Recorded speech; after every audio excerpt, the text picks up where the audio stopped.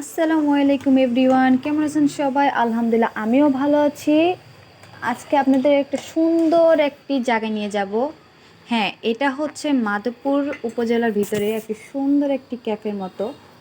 এটার নাম হলো ফুচকা বাড়ি। এখানে অবশ্যই 1 বছর ধরে বা 1.5 বছর হবে নাম করা হয়ে গেছে এটা ফুচকা বাড়ি। মানে এখানে ফুচকা বিক্রি করে, আর এখানে প্রায় অনেক কিছুই বিক্রি করে। আপনি এটা কী বলবেন, দেখেন ফুচকা বাড়ি অ্যান্ড মিনি চাইনিজ। এখানে বার্গার, ফুচকা, লাচ্ছি, আপনি অনেক রকমের ইয়ামি ইয়ামি খাবার খেতে পারবেন। হ্যাঁ, আমি অবশ্যই এখানে প্রথম আসছি, আমি এই যে মেনু দেখে আমি 2টা জিনিস অর্ডার করছি।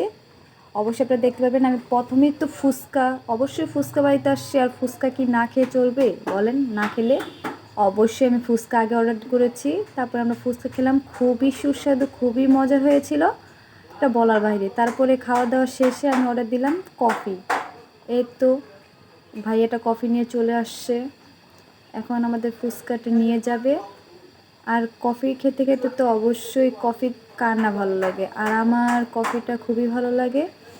আর এখানে এসে তো এত সুন্দর একটা জায়গায় এসে যদি কফি না খাই ভালো লাগে? আর বসে বসে তো কফি খেতে খুবই ভালো লাগে। আর খুবই সুন্দর একটি জায়গা ছিল। আর হ্যাঁ, আমরা দুজন মিলে কফিটা খেয়ে নিলাম, কফিটা খেয়ে খুবই ভালো লাগছে, বলার বাইরে। হ্যাঁ, অবশ্যই তারপর আমরা কি করব, খাওয়া দাওয়া করে সুন্দরভাবে টাকা দিয়ে চলে গেলাম।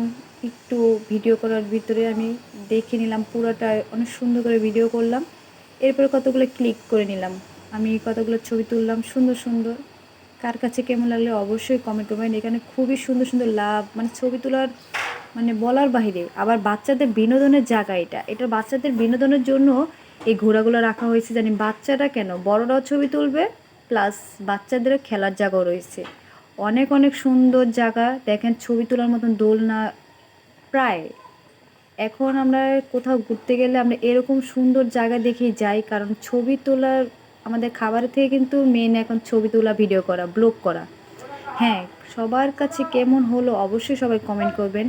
কিন্তু দেখেন জায়গাটা খুবই খুবই খুবই সুন্দর, মানে বলে বোঝাতে পারবো না। এখানে যদি আরও সুন্দর সুন্দর ফুল হয় আরও সুন্দর লাগবে। কার কাছে কেমন লাগলো অবশ্যই কমেন্ট করবেন। আল্লাহ হাফেজ।